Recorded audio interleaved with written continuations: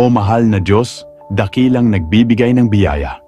Sa araw na ito, Marso 28, 2025, lumalapit ako ng may pusong puno ng pag-asa, humihiling ng mabilis at masaganang yaman. Pagpalain mo ang aking mga gawain, buksan mo ang pintuan ng oportunidad at alisin ang balakid sa aking pananalapi. Sa iyong kapangyarihan, walang imposible. Maraming salamat o Diyos sa lahat ng biyayang parating. Amen.